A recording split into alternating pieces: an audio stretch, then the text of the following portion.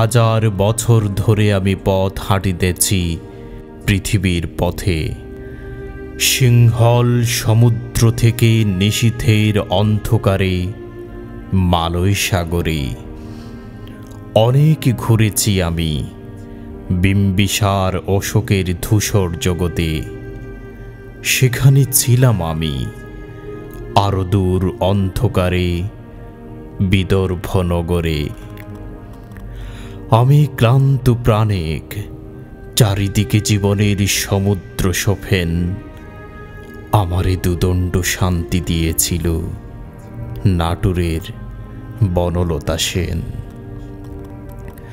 চলতার কবেকার অন্ধকার বিদিশার নিশা, মুখতার শ্রাবস্তির কারুকার্য, আরো দূর সমুদ্রের পর হাল ভেঙেছে যে নাবিক হারায়েছে দিশা।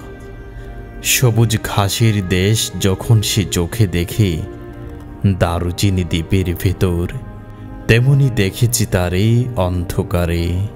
বলেছে সে, এতদিন কোথায় ছিলেন?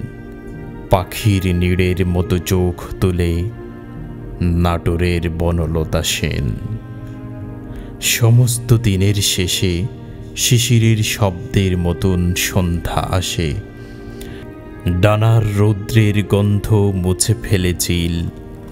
পৃথিবীর সব রং নিভে গেলে পাণ্ডুলিপি করে আয়োজন। তখন গল্পের তরি জোনাকির রঙে ঝিলমিল। সব পাখি ঘরে আসে, সব নদী ফুরায় এ জীবনের সব লেনদেন। থাকে শুধু অন্ধকার মুখোমুখি বসিবার বনলতা সেন।